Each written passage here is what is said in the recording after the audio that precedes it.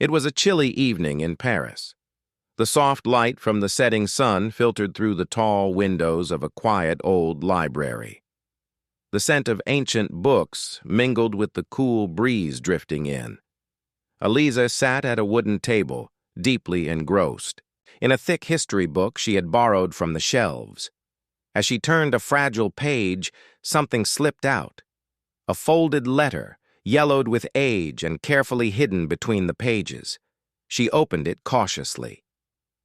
The handwriting was elegant, yet unfamiliar, and the words on the paper read, "Have unknown words ever knocked on the walls of your heart?"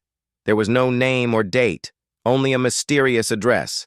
Alexander, Maple Street, Toronto, Canada. Her heart fluttered with curiosity. Who could have written this letter? And why was it hidden in a book here in Paris? Without thinking much, Eliza took out a blank sheet of paper and wrote a reply. Sometimes words find a way to reach places no one expects. I don't know you, but your letter has touched me. Why did you write this?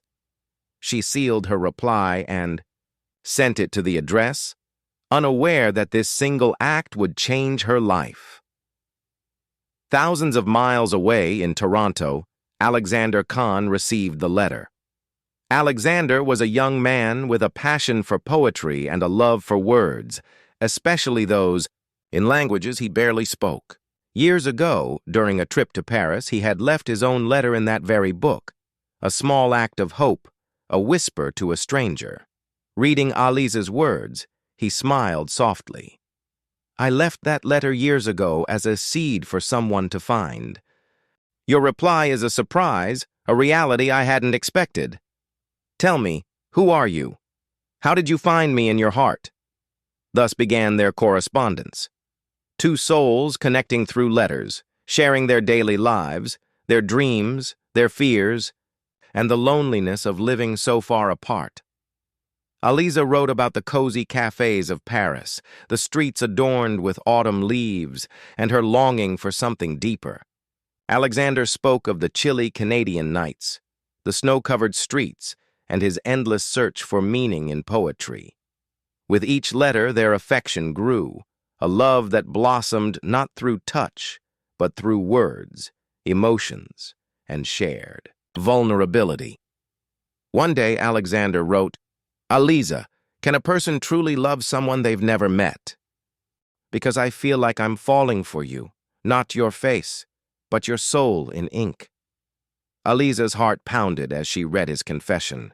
With trembling hands, she wrote back, I too have fallen, not for the stranger's face, but for the warmth that your letters carry.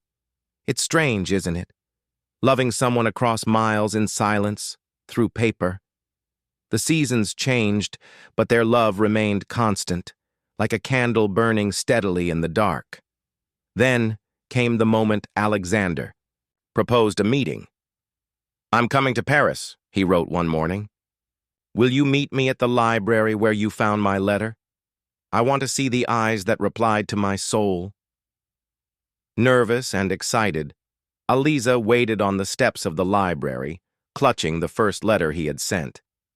When Alexander appeared, their eyes met, and all the distance, the time, the loneliness melted away. They smiled shyly, hands trembling as they reached for each other. The love that began on paper had come alive, their hearts finally together. Epilogue. In a city of dreams and letters, two strangers found each other through the power of words. Their love was proof that sometimes the most unexpected lines on a sheet of paper can lead to the most beautiful chapters in life.